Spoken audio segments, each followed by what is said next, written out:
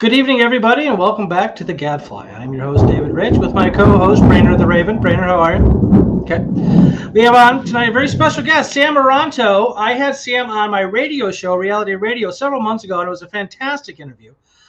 Sam Maranto, besides being a good Italian boy, like myself, is an expert on UFOs. And what are they called nowadays? UAPs? What do we call them? UAPs are the new The new vernacular. Okay, and we'll talk about that in a second. But why don't you tell us about how you got involved in how you got interested in UFOs? Well, as you know, we had the funny thing about it is UFOs got interested in me, Right. like we were talking about. Right. I had my first experience with what I would consider to be an unidentified aerial phenomena. I guess we have to be correct. That's a UAP, by the way. UAP. It was up in Fox Lake, not too far from you. It's right there. You could walk right. It's right there. Yeah. And it was in October of 1959, and I was up there. That's the aliens. Godzilla. Yeah, sorry, I don't know how to. I can't quite Italian. I'm sorry about that. Go ahead. No problem. So, my aunt and uncle took me up there, give my mom a rest from me running around the house and everything, and they just put in a new well, and they just built this beautiful home, and it was on a channel that went out into Pistaki Lake or Pistaki Bay, whatever. Yeah, Pistaki Bay. Yep. Pistaki Bay. Yep. So I was in the front yard, and they told me this was the well. So of course I had to test out the well, see if there's water down there. Absolutely. So I'm dropping stuff down there, right? Well, that wasn't the smartest thing for me to do. I got yelled at for doing that. I run to the back by the channel, and I'm standing there, and I'm trying to skip rocks over the water. And I had a couple skips, and all of a sudden, this luminescent orb comes flying over my right shoulder, goes over a fence, comes up in back of a willow tree, and the tree's still there, I think. And it came up, and it went to the clouds. Well, when it did that, I felt this rush of electricity, and I was so startled by it. Then I don't even know what transpired. It was very dark when I finally heard my aunt yelling for me, and she told me that she was back there and I wasn't there. And she asked me where I was. And I didn't move an inch. It was the same spot, and I couldn't figure out why it was so dark out. So when I got in the car, Dave, I just went in the car, got in the back seat. I didn't even ask to turn on the radio or anything. I was quiet as a mouse. And I get home, my mom comes to the door, and Dennis the Menace was on. I think it was the second episode or third episode. And I crawled in bed. I says, no, I don't want to watch it. I just crawled in bed and covered my head up. And I didn't talk about that experience probably till I was 20 years old. And that was the first time, but it wasn't the last time. Then, of course, I got the introduction to ufology. I didn't even know what that was. And my introduction into the subject matter was when my father came home one day. He was a music teacher, and he was teaching, had some students out in the Palos Park area, and they were amateur astronomers. So they get out there. My dad gets out there, and the wife says, Sam, come in the house, go in the back. The boys are looking at something in the sky, and they're all excited. He goes in the back, and they're looking up in the sky. He goes, Sam, you just missed it. There were some UFOs out here. And he's like, what the hell are UFOs? I don't know what UFOs are. And he goes, they took him in the house. They gave him a book and a magazine, and I'll be doggone, that's what was sitting on the table when I got up, when he was so excited, and he woke me up. I picked up those things. And they gave him a book and a magazine, but they gave me the adventure of a lifetime. I read that stuff. I took an interest right away. And did you know, I never thought that experience prior to had anything to do with this, because those were flying saucers is what they were talking about. And by the way, the term flying saucer actually was invented here on the 26th of June by a reporter on the Sun newspaper here in Chicago, and it was pertaining to the June 24th sighting of over in the over in Washington, where a pilot had seen 9 objects that he referred to as skipping over water like saucers. So the term flying saucer came out of that, but it originated here in Chicago. So, anyways, that is where I picked up on the interest in the subject, gave my first presentation on UFOs to my fellow students. I think it was 1967 or 68, somewhere around there, 67 at least. Yeah.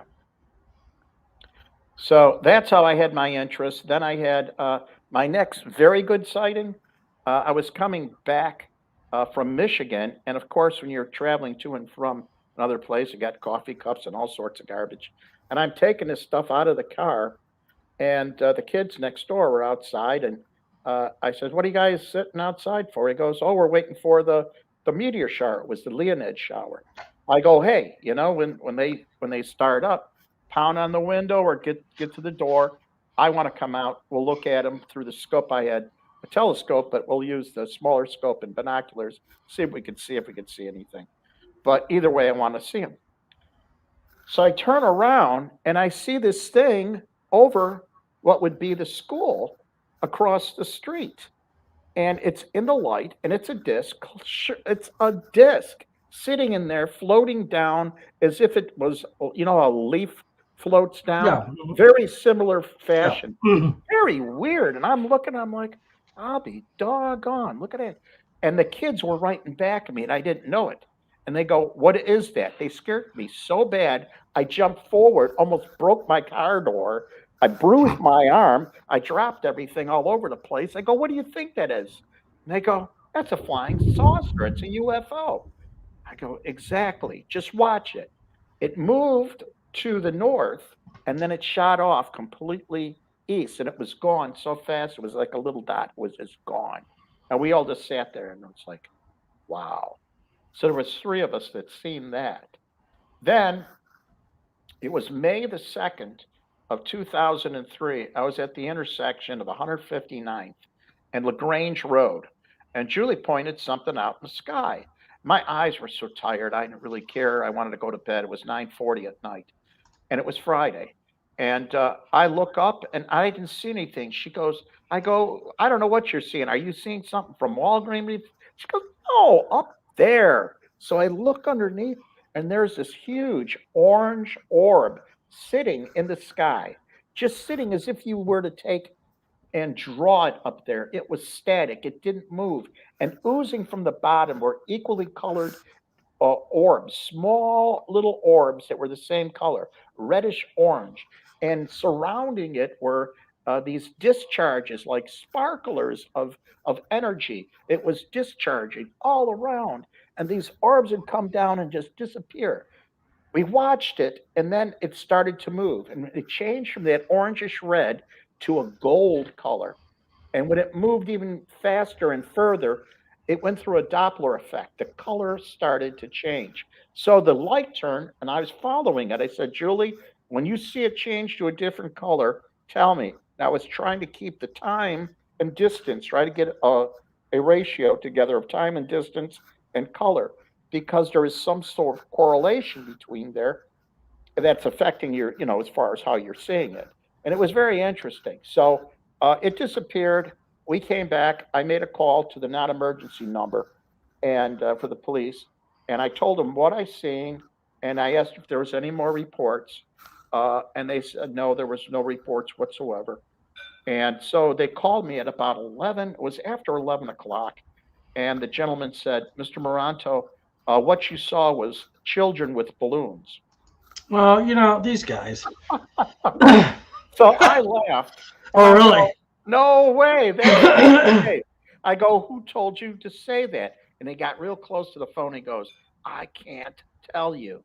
Well, it just so happened. Really? That's cool. I swear to God, my neighbor. It's balloons. Yeah, it's balloons. It's nasty balloons. So my neighbor was an auxiliary officer. He comes over the next day and he's telling me, he goes, "Sam, you wouldn't believe what happened I got in last night and there was all sorts of strange stuff that went on. And I heard I'm like, I know something had to happen, and I told him what happened to us. And he goes, I'll be doggone.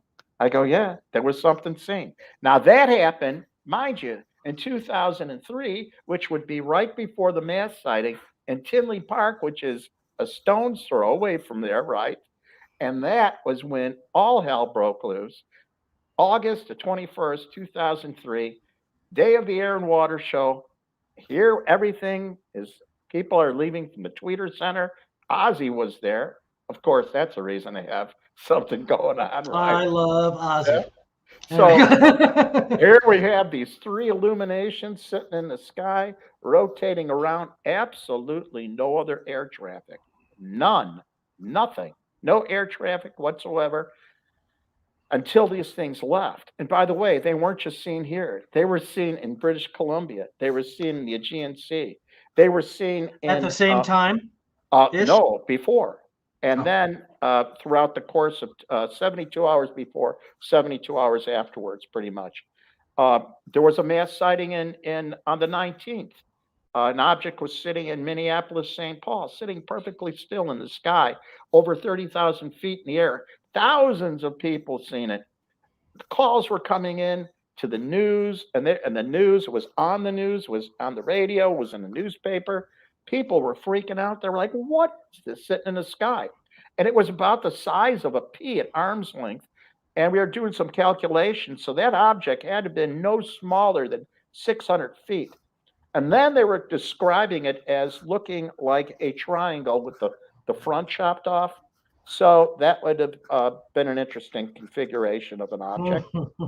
And it wouldn't be that far off from the object that was seen later that day and recorded on video in Arizona in a 30-mile-an-hour wind. That object sat there in a 30-mile-an-hour wind, stopped traffic. People were getting out of their cars.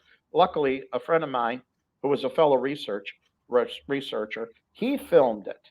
And you could see the plasma, the energy, these things, the lights going on. They're not lights, they're illumination, it's energy, and you're seeing the plasma, and it's that reddish orange color. And sure enough, here it is, the same configuration as that gentleman mentioned in Minneapolis, St. Paul. So we had so much going on during that time period. And then this thing stayed in the area for on and off, maybe close to an hour. Then another one shows up, but then it goes to Indiana. Then it takes off, goes to Ohio. It goes to Texas. Then all of a sudden, in Melbourne, Australia, two of them are recorded on the 23rd. And there's a difference. So they're ahead 16 hours. Yeah. So so I mean, this is something that's very strange, very commonplace. When these events do take place. And that was a period of time when we had a lot of weird things going on. We had, for the first time, 16 depressions, as far as weather depressions in the Caribbean. We had 9 major hurricanes. Charlie came on shore on the 13th, started kicking butt down there, and it caused a lot of problems. I forgot how many billion, $61 billion worth of damage, I think is what it was. So it was the first time since 1999 that we had such horrible storms like that. The other thing is we had the unusual weather throughout the whole year. On October the 31st, we had the Tinley Park scenario started up again. We had the mass sighting again for Halloween.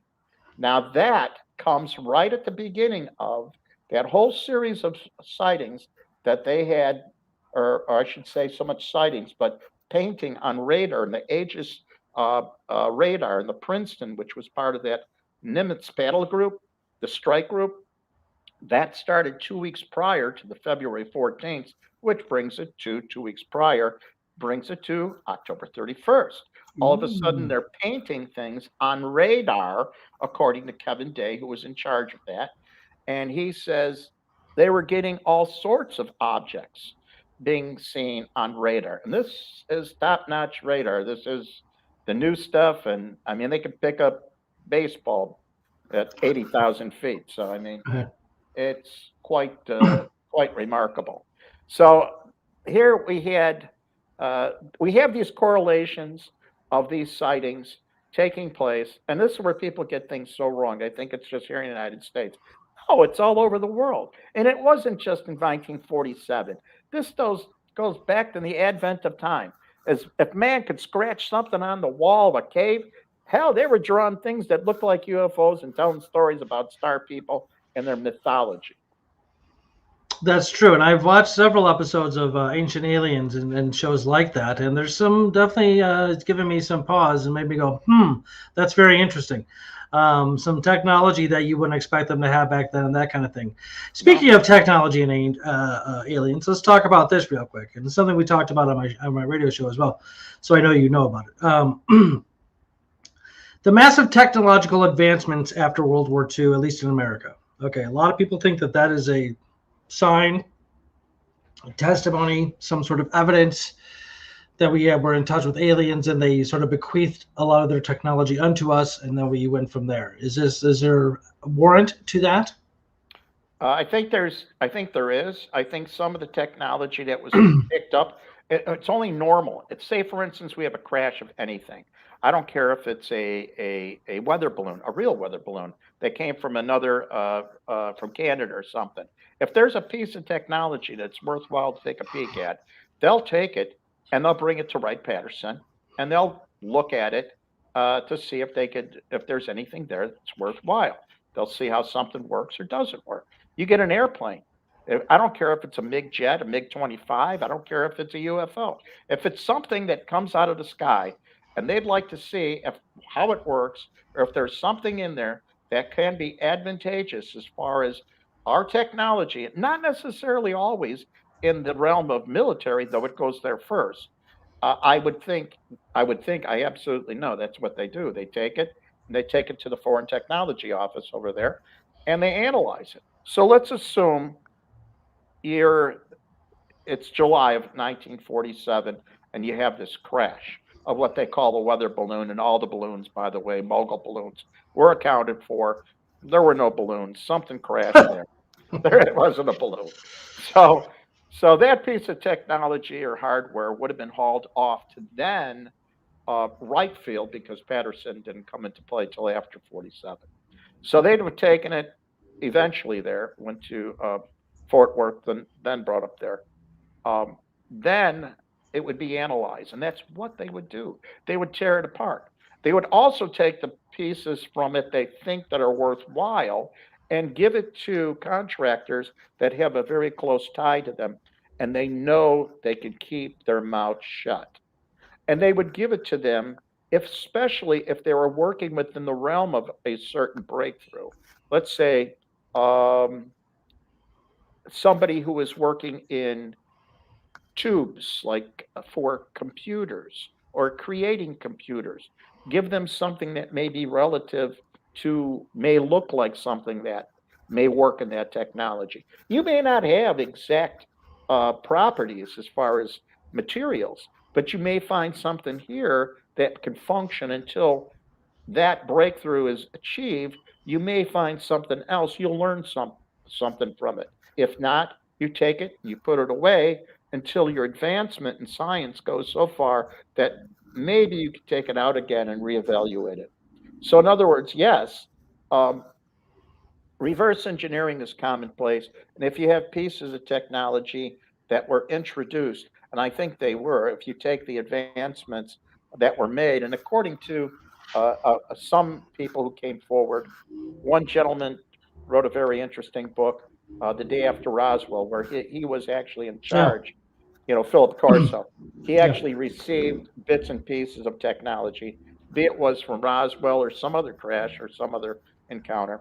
He took that and would give that technology out and to whoever was working, who would think best to really find value of it. And that would be the way they do it. And that is a problem today in the realm of, let's say you're A company, a B company, two different companies.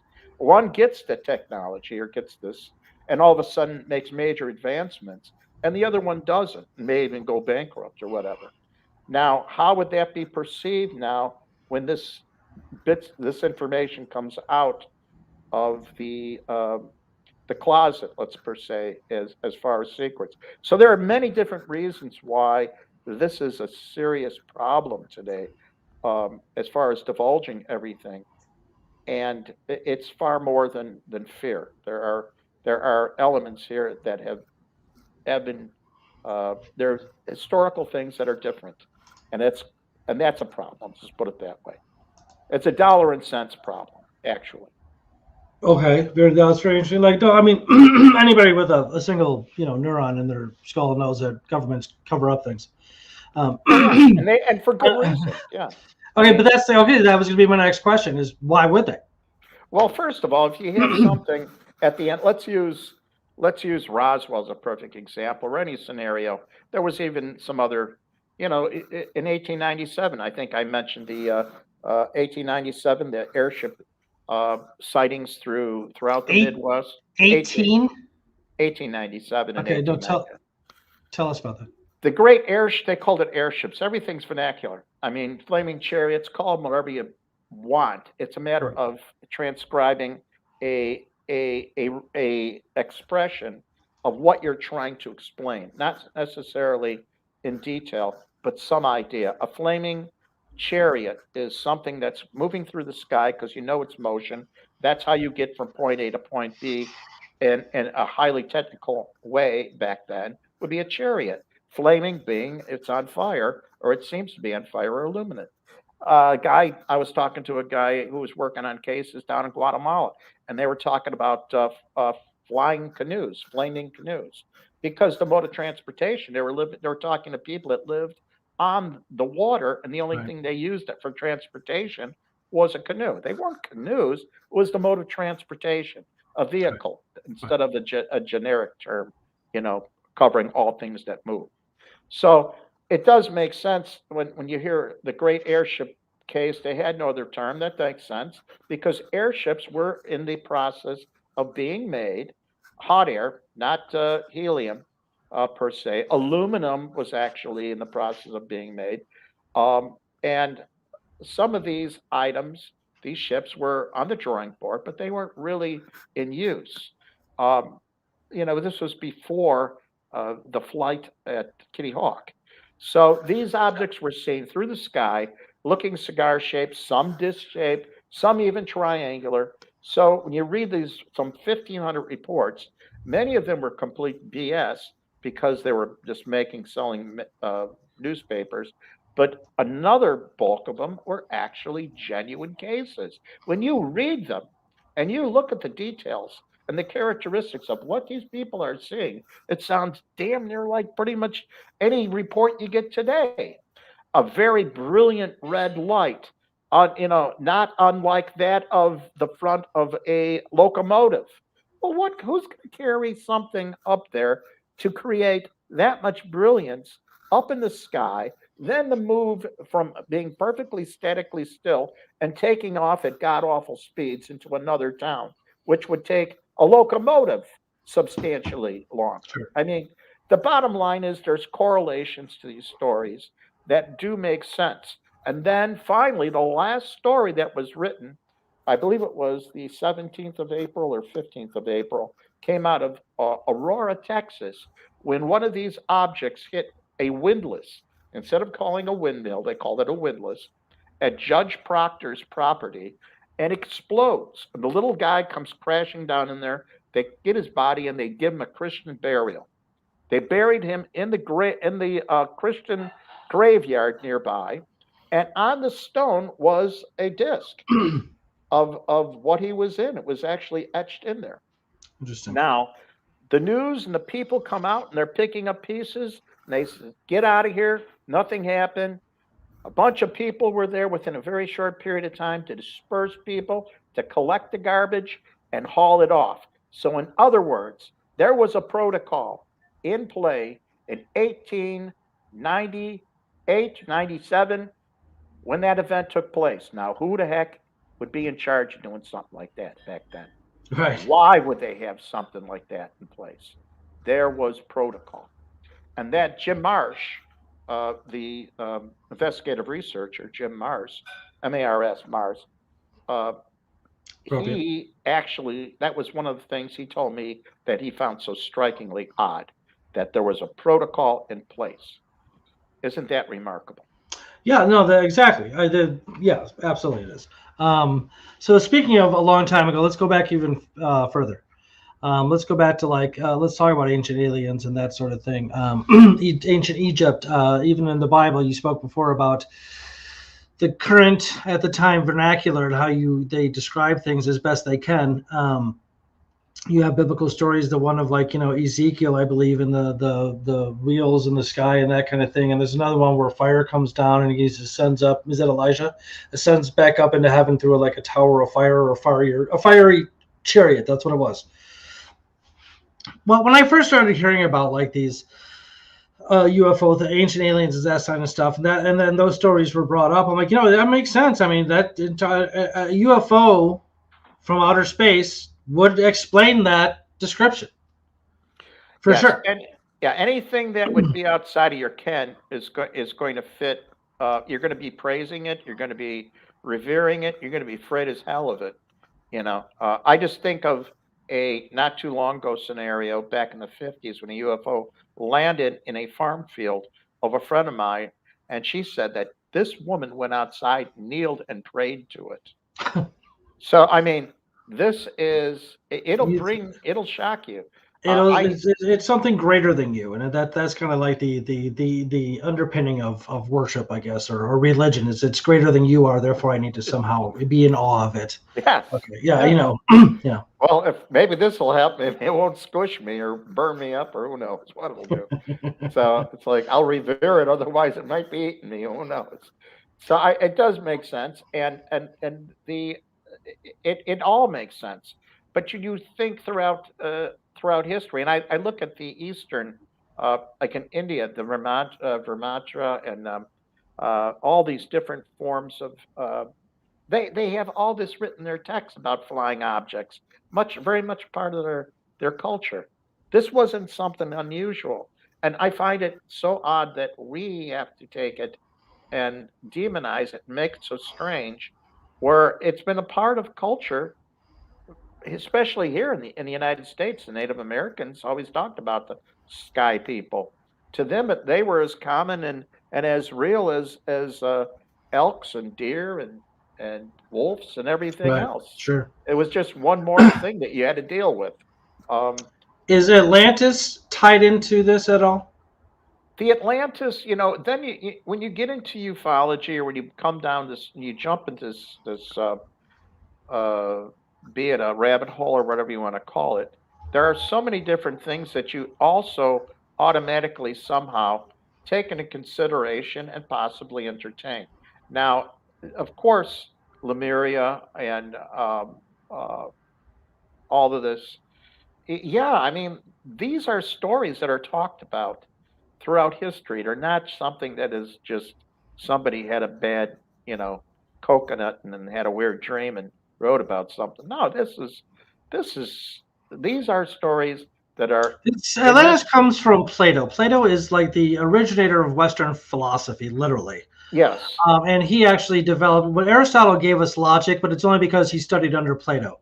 Plato was a very, rational human being, and a lot of, and he, and his whole point was to bring truth to aristocracy and the higher up, so they can then, sort of like trickle it down to the people. But he didn't. A lot of people say that he was just using it analogously to prove a point or to illustrate a point.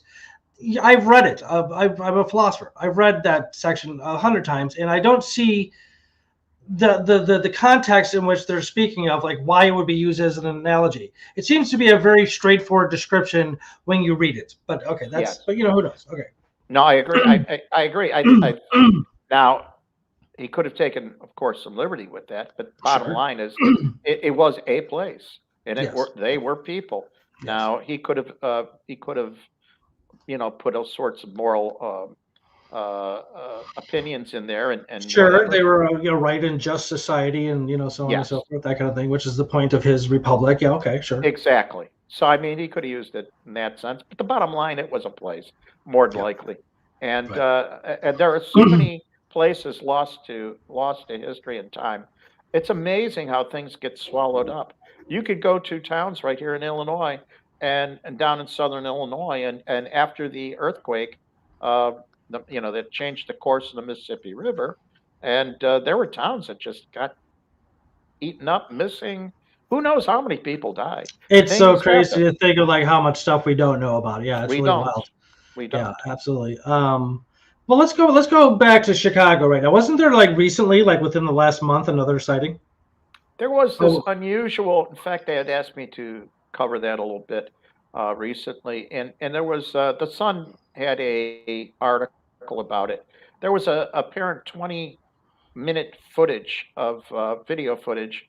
A woman and her son had seen this strange object that looked like a almost like an H type object moving throughout the sky.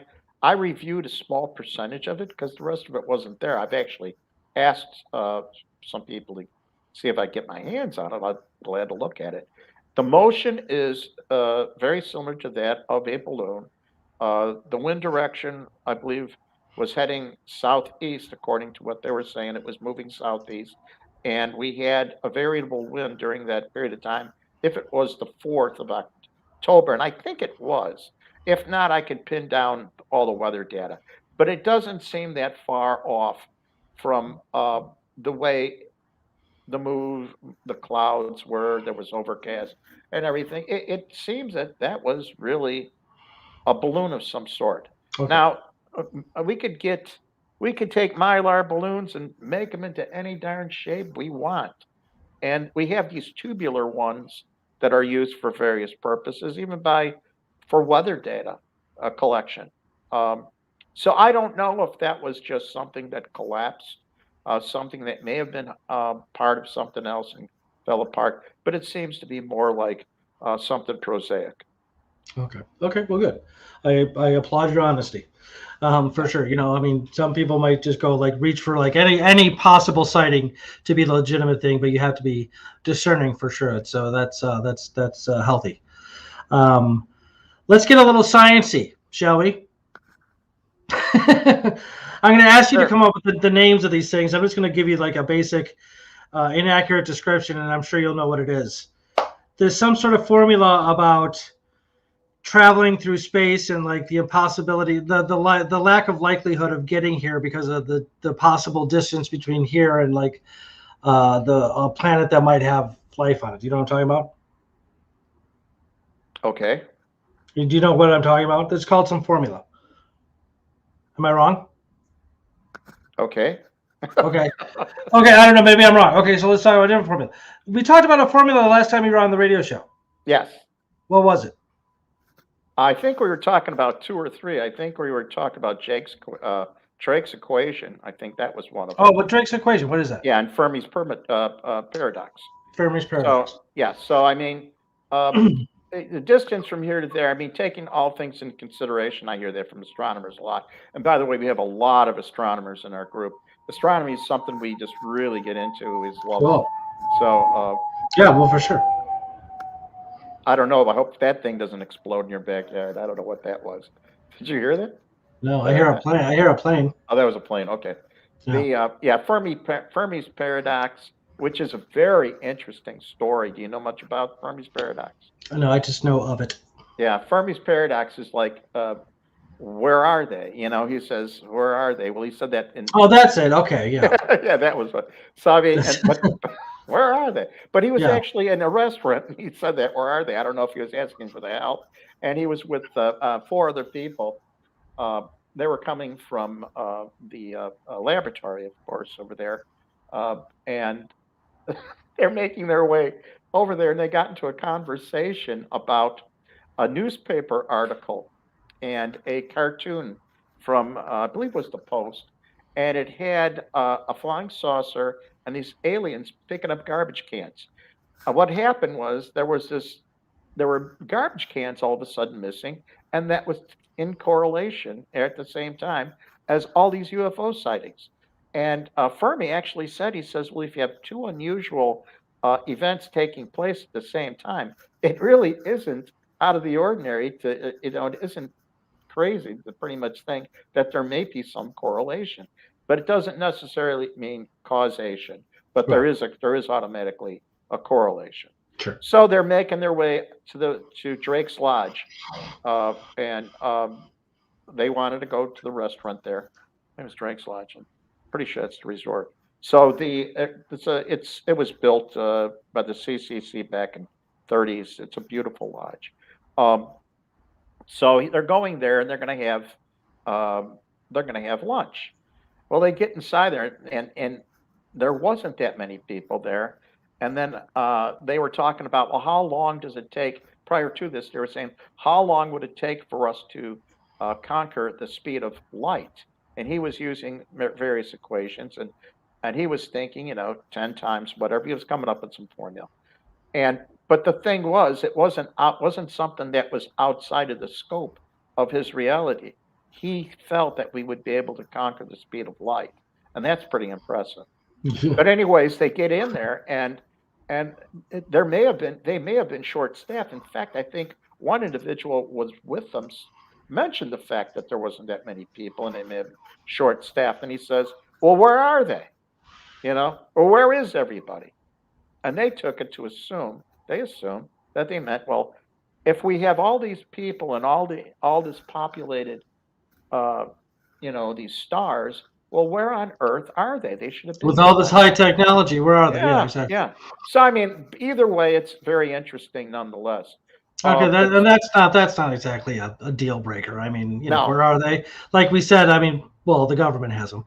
I mean, that kind of thing, or they're hiding, or whatever it is, or they come and they leave. Who knows? I mean, there's all sorts of other explanations than the fact that they don't exist in the first place or can't get here. Absolutely. So that's not really a really strong argument. That's pretty much what we hear. They can't get here from there. Well, there's wormholes. There's the wormhole theory. Yes. Which is a theory in physics. Yes. So I mean, there's a lot. Just because we can't figure it out doesn't mean if they're here. If it's here, who cares? It's here. So we have them here. Whatever they are, they're here. Yeah. What is it? Is there something about the statistical likelihood of there being aliens, even just in our galaxy? Isn't that called something as well, or just the statistical likelihood that they exist? That's Drake's equation. Craig's? Drake. Oh, that's the Drake's equation. Okay. Frank Drake is born here in Chicago, actually. Ooh, nice. Frank Drake is a very interesting man, still alive. And really? Yeah, do you know him? Still alive. Do you know him? I don't know him, but you want to hear something? Yeah. The director of investigations for MUFON, when I just came in, his wife was his secretary. How do you like that? I love it. And this gentleman has his own observatory in Lake Tahoe. How cool is that, huh? That's so cool. Isn't that beautiful? I want to go there. Frank Drake, yeah, how cool. It's like Frank Drake is a very interesting guy. And of course, his claim to fame, other than being a part of, the Drake's equation, also being part of SETI and his association with Carl Sagan. Now, Carl Sagan and SETI and all of this came about with another interesting individual right here from up in Wheaton, Illinois. And that gentleman became very famous and pretty much the father of the electron telescope. And that gentleman's last name is Reber, Reber. And Reber came up, found it very interesting that Karl Jansky discovered that the stars were basically making noise. And he found that out working for Bell Labs. When he was working for Bell, or AT&T, not Bell Labs, that's somebody else, he was interested into why are they getting the static in communication, and they needed to filter out the noise from the message, okay? And he discovered that the noise, they thought it was the sun, which does give you noise. Even the cars back then would give you a lot of noise.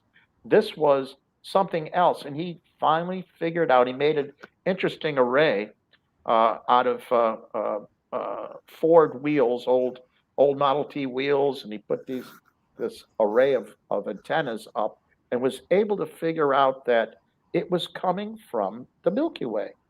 So we had stars basically giving off the static, and he was able to receive it. And then after a while, he was able to tell details about the stars. Well, the person who did the most amount of research made a dish, I think it was 37 feet dish, parabolic dish in his backyard up there in Wheaton.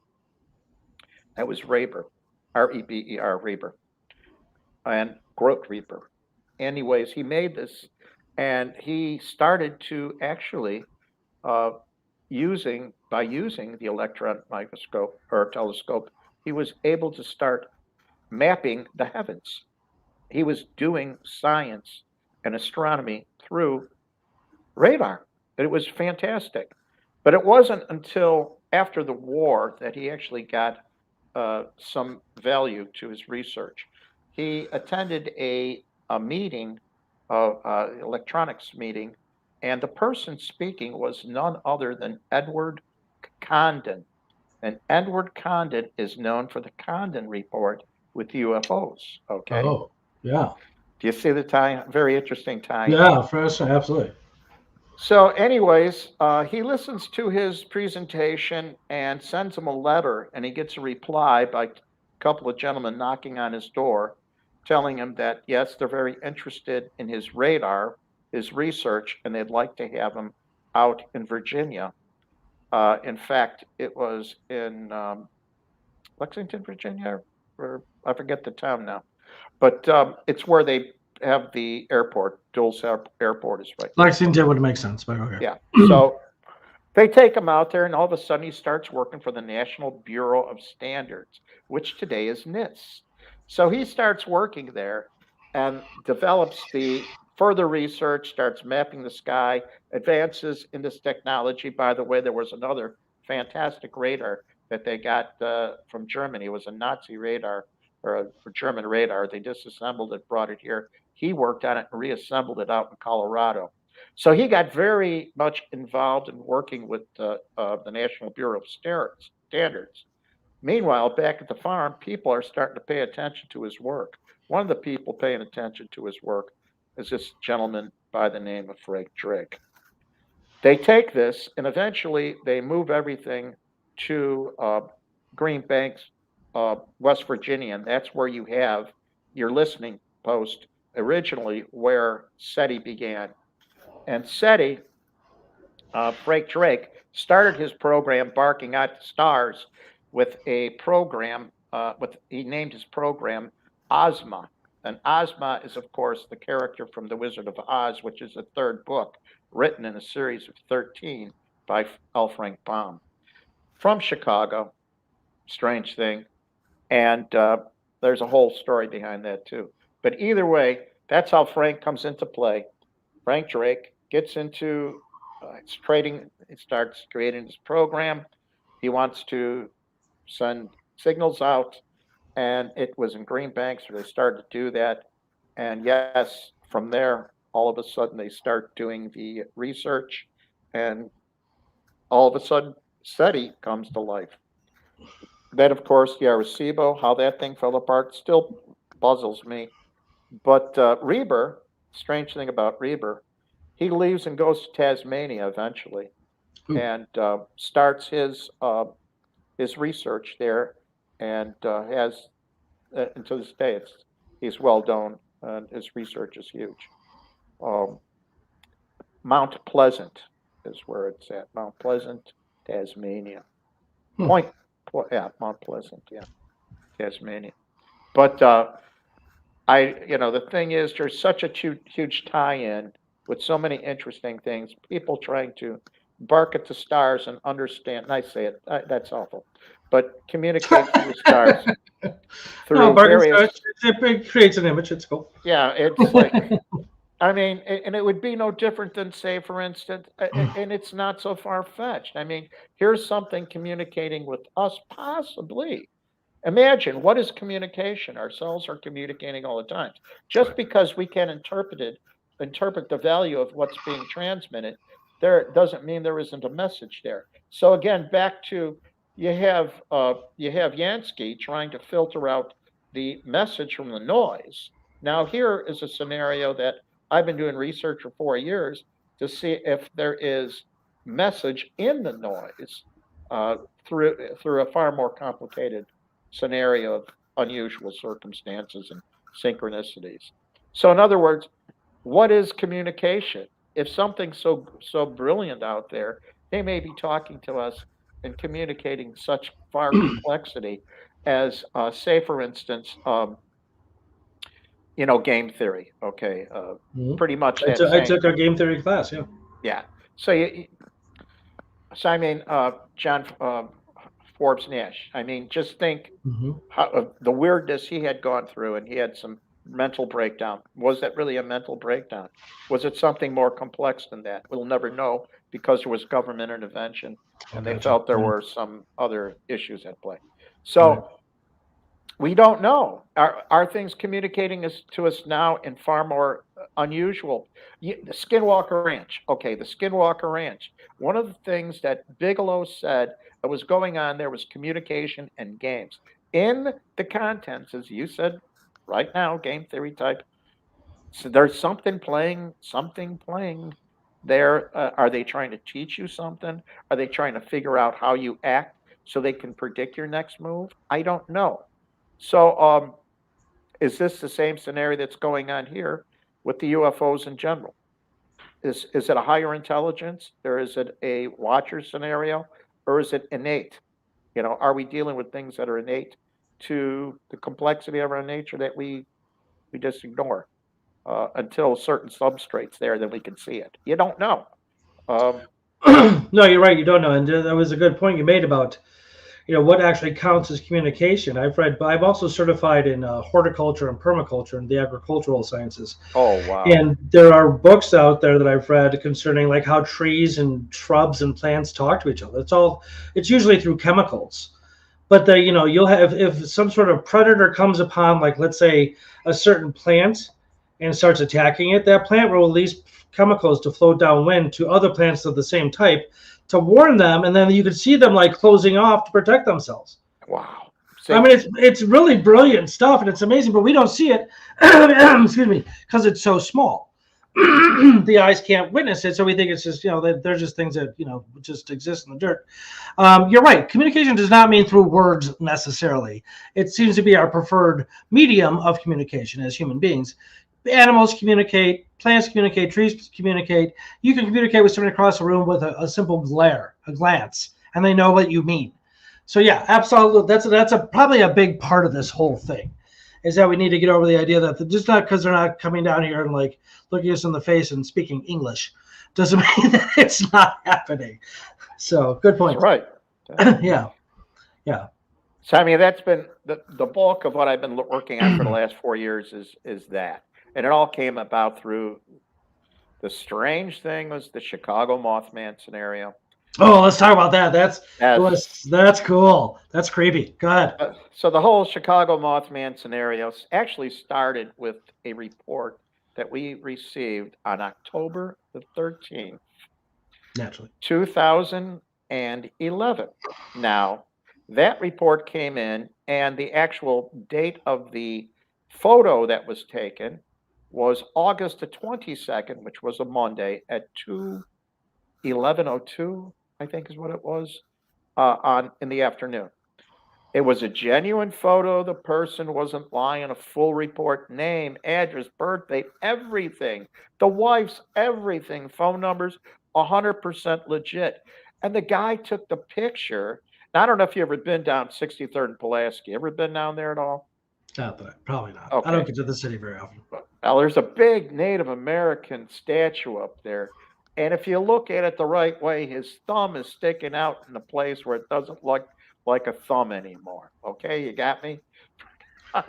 Yes. So a lot of people know the place. Because of that unusual perspective of this gigantic, and the reason why the statue was there is because it was a tobacco shop. years Okay, ago when I was yeah, a kid. gotcha. With the cigar So, Indian. Yeah. right. Yeah. So they this guy goes back to the old neighborhood because he went to school there and had to do some business. Gets out of his car, took a picture because he recalled these girls laughing, and he was like, "What the heck are they laughing at?" So he gets out, he sees it, and he starts taking pictures. He he takes this picture, but in the picture, here you have this misperception of a certain angle. You get this image in there that we took that it took me years to finally figure out what it was, and it looks like if you didn't know better, and if you had a predisposition, some sort of flying creature of some sort. Well, it's actually a kite. Uh, it's remember those bat kites and stuff like that Oh, that I'd sure, sure, scale up. sure. That's what it is, and it was at One a got caught distance. up in there. It was up in the air, and it may have been coming Oh, I see. down. Okay. It was one of these older ones. It was pretty well beat up, but I've actually have a few kites ever since then. I had to grab them and test them and all that Kites are stuff. fun. Yeah. Yeah. So, but the story broke loose. So here we are at 9 o'clock in the morning. It's posted, and it just so happens when we get reports at MUFON, the raw data goes out, not the names of the people, just the raw data goes out. So you get the narrative, you get the idea where it is. If there's a photograph and we're given the release for it, they post it. So they post the darn thing. It's up there. By 3 o'clock, another report comes up on another site, but this one's a whole narrative. It is a real interesting story. It was like a story for a B movie with these two co-eds and this and they're in the they're getting all frightened by these two eyeballs poking in their fourth story or their third story apartment. These red eyes. First it's orange, then it turns red, or was it the other way around? Either way, they're screaming and they're carrying on, and all of a sudden they snatch their phone and call their boyfriend who's over playing basketball or watching a basketball game, and he sees this giant winged thing was sitting on top of a rim of a basketball net fly off, and he's able to see it in the sky because of the moonlight and the lights of the city. Well, the funny thing is, they said they lived in a five-story building. There was no five-story buildings in there. There are four stories. Maybe they can't count. The other thing is, it was raining during that time. I doubt if they were outside playing basketball, anybody. And the moon wasn't but a little sliver, if it was visible at all, because it was cloudy out. And there were all these contradictions to the story that I can't help but believe it was just malarkey. Now, why would you have such malarkey? It just so happens Netflix just came out with Eyes of the Mothman during that period of time. Is that a And series or a movie? it's a movie. Yeah, Okay. it's a documentary. It's very good, by the way. Very Oh, good. documentary. Okay. Yeah. And anything Mothman, I now saw the movie with Deborah Messing and Richard Gere. I saw that. oh, excellent. Now Yeah. that's based on John Keel's book, which is based Yeah, on that's not Chicago. That's somewhere else. Point Pleasant. Point Oh, okay. Pleasant, okay, which is not far from Green Banks. And remember, I was talking about the guy with the Reber? Mm-hmm. He's down in Mount Pleasant. There's Okay. just all these tie-ins. All connected. Yes, all this weird stuff. This is And cool. 13 and 31 names in history, and all sort of these themes. Well, the theme about Point Pleasant is Chief Cornstalk, a Native American who was killed in 1777. He was murdered, him and his son. Okay. Now, what was there? A Native American. You've got this thing. Let's go back to the first photograph. There's a Native American. There's this thing in the sky. Okay. And I have all this stuff going on about Point Pleasant and Mothman. In fact, it was the weekend after the first or the 10th festival, Mothman festival down in Point Pleasant. So in other words, there are all these different things at play. So it would make perfect for all of a sudden a bunch of stories to come out. Is it malarkey? More than likely. The very next one, the very next one that shows up the next day, the 14th. Here we have October 13th. Now we have October 14th. This one takes place at Washington Park by the University of Chicago. A Australian, actually a person from not New us, Zealand. New Zealand. Tasmania, Okay. from Tasmania. And where did I say that guy went to? Tasmania. Tasmania. Okay. Here we have a person, a student from Tasmania, telling us that he sees this thing fly through the sky, this winged thing. First of all, he thought it was a person in a wing with a some sort of wingsuit or something. But then he says it reminded him of a sugar glider that he would seen back home in Tasmania. Now, a very interesting, story.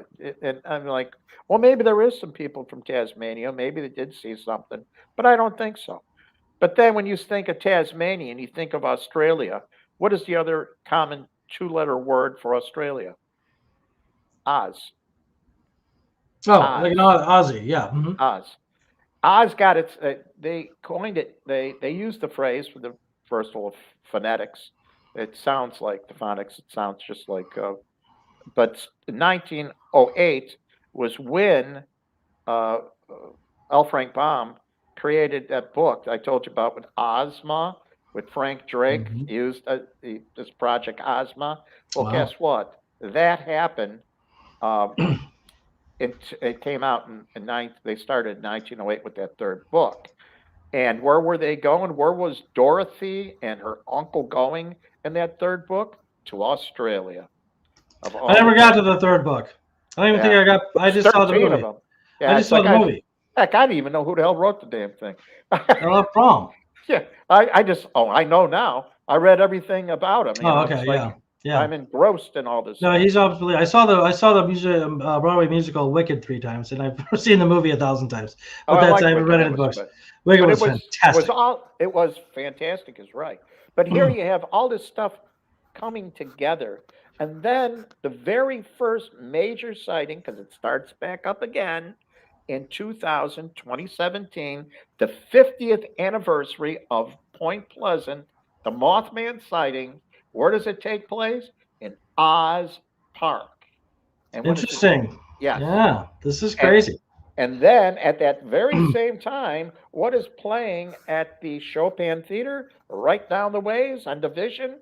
The Wizard of Oz. Ooh. Yep. And this is so cool. Yes. And if you watch The Eyes of the Mothman, there is a segment in there where they show a theater, and it says on there, April 22nd, The Wizard of Oz.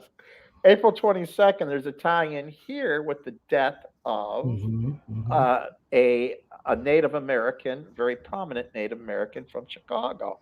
He died on April 22nd. I mean, there's all these weird things that tie in. Yeah. And it's like, is it speaking or is it either way? Right. It's really cool. Yeah, Carl Jung spoke about correlations that are not merely coincidences, but they're meaningful. He called it synchronicity. Things you should pay, just because it's not causal doesn't mean that it's not connected. We are about at the end of our show right now, so why don't you give us? Here's the email address to your website, the MUFON. Yeah, that's my email. You could contact me there if you have some interesting sightings or stories or whatever. I do get back eventually. And Dave, it's always a pleasure talking about you, about this, and talking. Absolutely. I'd love to talk more about the. We're going to have you on again. Your researches.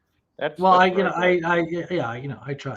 I try to read a lot. So that's good. Yeah, no, for sure. I love having you on and talking to you. You are very insightful and very informative. So we're definitely going to schedule on for another time. Real quick, we got about 45 seconds left here. Is there any way, how would you suggest in like 40 seconds or less, how somebody can get involved in ufology or trying to find the buggers?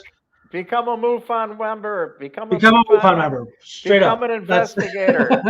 Just do it. That'll be cool. That'd be cool as hell. MoveOn.com, and I'll tell you, we got people from every walk of life. I just got one guy, he's coming in. You wouldn't believe where he's from. It's going to be great. We have some really quality people. And I have somebody who's a Mothman expert, and he works with me, and he's just got his PhD in psychology, and you should have him on the show. I want him on my show. Sam, Yes. I'm going to text you just a reminder right after we hang up here, if you will, saying Mothman guy on show, and I need that to happen. Yes. All right, Sam Maranto, thank you so much for joining us here on the Gadfly. Always a pleasure, sir. Thanks. Have a great Halloween season and a great holiday season after that, and we will talk to you soon. Thank you, everybody, for tuning into the Gadfly, and I'll see you next week. Remember, always let the truth be your guide. Take care.